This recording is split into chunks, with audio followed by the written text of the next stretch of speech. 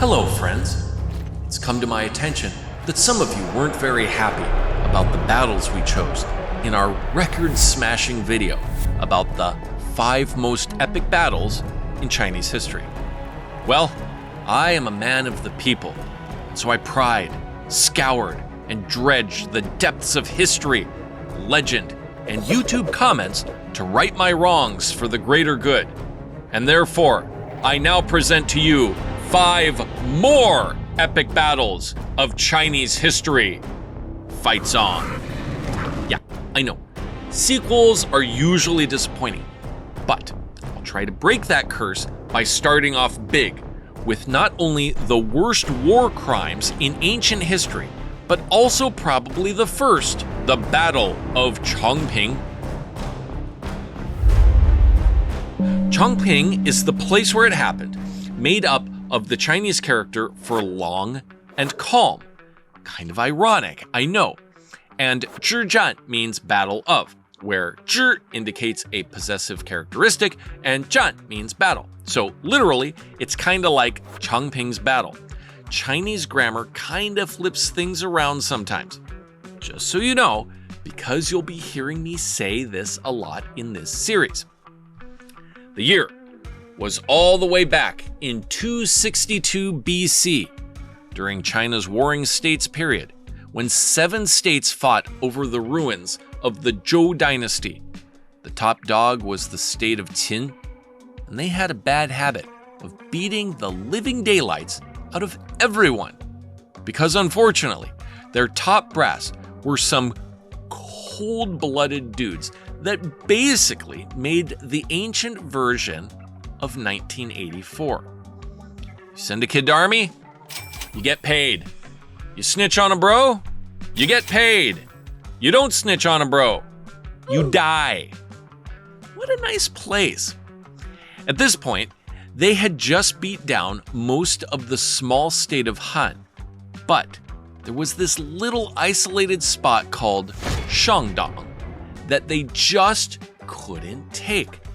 The commander of Shandong knew he couldn't hold out forever, and he definitely didn't want to hand over his strategic region to the Qin. So, what did he do? Well, you know what they say. The enemy of my enemy is my friend. You see, Shandong was sandwiched between the overwhelmingly powerful Qin and the second most powerful state, the Zhao. And so, he called up the Zhao guys. Hey, we ain't the best buds, but the Han just got beat and I'm kind of stuck here. I'm sure you don't want the Qin punching through me and getting a straight shot at you, so just come on over and take over my place before they come in and steamroll all of us. The king of Zhao was like, I gotcha, and sent his senior commander, Lian Po, to them. And he set up 3 defensive lines to hold off the Qin. However, before long, the Qin made their move and the first line fell hard and fast. Seeing their strength, Lian Po decided the best solution was to put all his efforts in reinforcing the second defensive line on the eastern edge of a major river and try to outlast the Qin forces. This turned out to be incredibly effective, and he was able to securely hold the line. But 2 years later, they were still stuck there. The Qin had the sheer numbers to keep the offensive going, and the cost of war started to take its toll on the Zhao economy. To make things worse, Qin spies also spread fake news that the whole stalemate was just because Lian Po was a senile old wuss that was too afraid to fight. Unfortunately, the Zhao king was known for rash decisions and believed the rumor. He recalled the old general and sent this brash young kid called Zhao Kuo in his stead. Zhao Kuo was basically an armchair general with no actual experience and was super stuck up because he knew every tactical trick in the book. But that was only in the books. The Chinese have a saying, zhishangtanbing, which means talking troops on paper. And that's literally all he could do. It's said that even his own parents warned that their kid was not fit to actually lead troops. But they were totally ignored. Like Mike Tyson said, everyone's got a plan until you get punched in the face. And Zhao Kuo had never been punched in the face. As you can probably guess, that punch was coming real quick. Zhao Kuo was sent to the front, and the first thing he did was abandon the second line and assault the Qin forces across the river, hoping the sudden offensive would break them apart. Bad move. You see, the Qin had eyes on everything. When they found out their fake news worked and the Zhao replaced their seasoned veteran with a young upstart, they called in their own version of Hannibal to absolutely demolish the Zhao, a brutal general by the name of Bai Qi. Now, why Hannibal? Well, he was about to use the same tactics that Hannibal would use at the Battle of Chángpíng 46 years later, on the other side of the world. Bai Qi had figured that Zhao Kuo would immediately charge across the river, so he reduced the number of Qin troops there to lure them in and told those troops to immediately retreat back to defensive positions. As Zhao Kuo chased them down, he neglected to keep his supply lines in check, and Bai Qi led the Qin forces to circle around the Zhao army from both the north and the south, completely surrounding them and cutting them off from all their supplies and any reinforcements. Zhao Kuo wasn't able to break the Qin defenses in front of him either, and was forced to retreat back towards the third defensive line at Changping Pass. The Zhao forces regrouped and dug into their positions, but they couldn't make a dent in the walls that were closing in. Back home, the Zhao state tried to call for help, but as we know, their king had a tendency to make stupid decisions, and that had lost them a lot of goodwill already.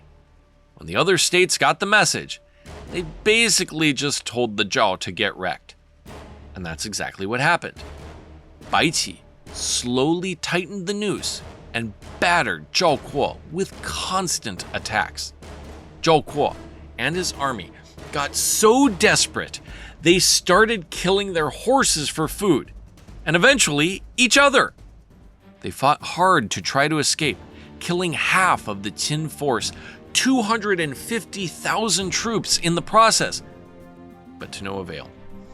46 days after the siege began, Zhao Kuo made one more effort to break through and was killed in the process. The remaining soldiers surrendered immediately. Were it so easy? You see, Bai Qi was known for kicking butt and not taking names, which is to say, not only did he destroy their humanity, he didn't even bother keeping them around. He buried them alive instead, all 400,000 of them. For perspective, China's population at the time was about 40 million, which means Bai Qi terminated a whole 1% of the entire country in one fell swoop. And that's not even counting the soldiers that were already dead.